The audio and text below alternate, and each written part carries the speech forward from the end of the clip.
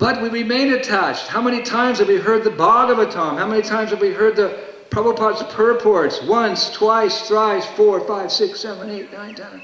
Ad infinitum. And still, lust, anger, greed. So how to solve this problem? We have to analyze it a little bit. Just stop and think. What is this phenomena? I call myself a devotee, but I maintain materialism. In essence, I'm actually the great pretender. There was a song in the 60s. I am the great pretender.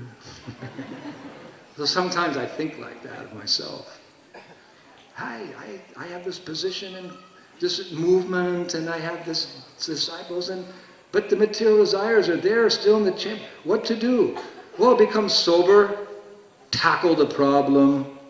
If at first you don't succeed, try again. I had one Muslim friend in Oman. I was preaching in Oman, and they wanted me to go out to one village to meet one of the Islamic personalities. So I put on the same clothes as they wear, the kind of robes they wear, because I couldn't go as a devotee, and so they had me dressed like that in those robes, the Muslims. So I went out and I met with him, and we talked, and we had long talks about Krishna consciousness, about Islam, like that.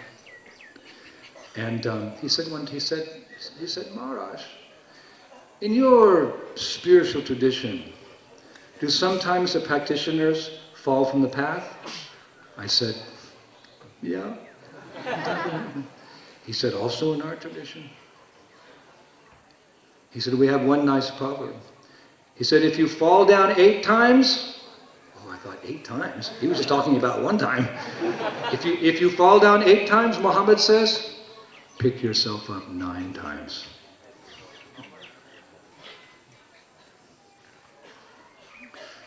So, if you don't succeed, try. So we have to analyze what is this problem, this attachment. We have to know what is our enemy.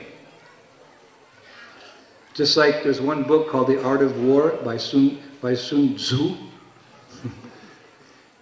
3rd chapter, verse 18. If you know the enemy and you know yourself, you need not fear the result of 100 battles.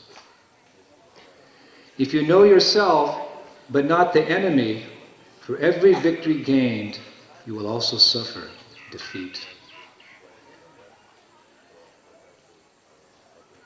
So what is our enemy? Our enemies, where I preach, it's the Polish church. It's the government. They send the skinheads to beat us. They publish all these irrational, illogical, horrible rumors about us. Yes, they're the enemy. The enemy is the scientists who say that life comes from matter. Those rascals. People commit horrific acts like abortion because they think that there's no life in the womb and it comes about by some chemical interaction at 7 months. They're the demons. Hello. There's the 3 fingers. No, we may very well be our own worst enemy. We maintain these material attachments. We don't let go. One time there was a disciple. He went to his guru. Guruji, I think that I am a worthwhile candidate for initiation. You will become famous by having a disciple like me.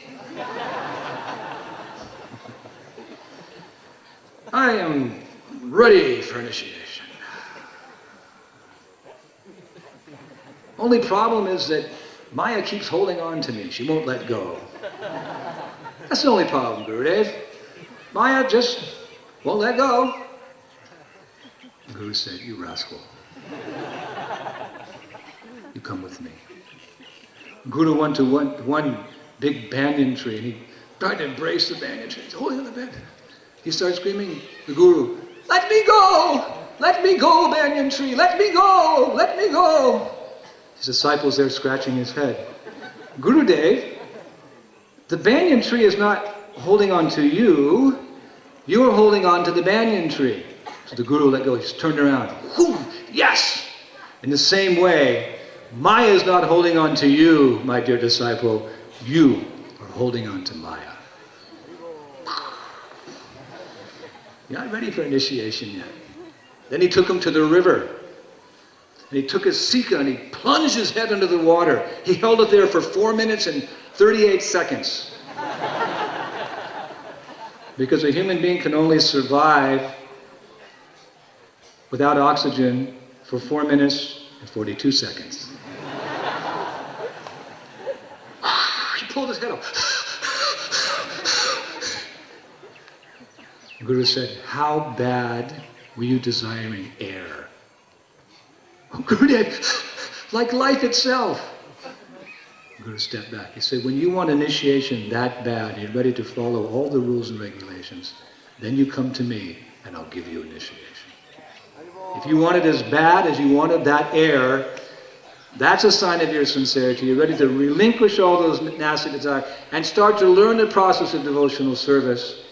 Then I will accept yours. Accepting Guru doesn't mean you have to be a pure devotee. You're a student, he's master, you're coming to learn. Your qualification is you're ready to let go, at least in principle. Desires may be there, but you're subduing them by the process of Krishna consciousness. You're keeping them down by regular practice of Krishna consciousness. So our enemy is actually Maya Devi herself. She has two functions. One, Maya Devi throws us from the spiritual world. The minute Bahirmukha, Yogananda Pandit says in his Prema Vivarta, the minute we turn our face away from God, we become captured by the illusory energy. It's like you're talking to somebody, and you turn your head away, they're speaking to you, and you turn your head away. That's very impolite. My mother used to say, young man, I'm speaking to you, look at me. My mother would be scolding me. I'm looking at you, speak. I'm speaking to you, look at me. Yes, Mom. Turning your face, Bahirmukha. We turn our face from the Lord, we become ensnared. At that moment, Jagannath Pandit says, Maya Devi takes over. It's like Prabhupada, he was also transcendentally naughty when he was a little boy. He didn't want to go to school. Why should he go to school? He knows everything by Krishna's grace. He didn't want to go to school, so they had to employ Damodar. Damodar Das was the local person who would take all the kids who didn't want to go to school. He tied them up by a rope around their waist and dragged them to school. Prabhupada told that story. In the same way, when we're naughty, Krishna, oh, Maya, take him down there for a good lesson. She takes you and throws you. Mumbai.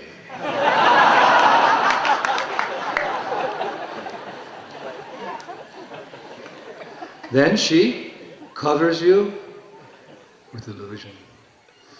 Mirror, mirror on the wall, who's the most handsome of them all? You are. A very intelligent reflection. We become covered. It's most amazing when you think about it. We were pure spirit souls in the spiritual world. Wonderful. And now, I remember sitting with Prabhupada one time here in Mayapur, in his room, and he was just looking at his hand like this. Like, what is this foreign object? That was my impression. We become enchanted. We had a body which was a spiritual body, eternal, full of knowledge and bliss. And now, we're in a body which is temporary, full of ignorance and suffering. And we think we got the better part of the deal.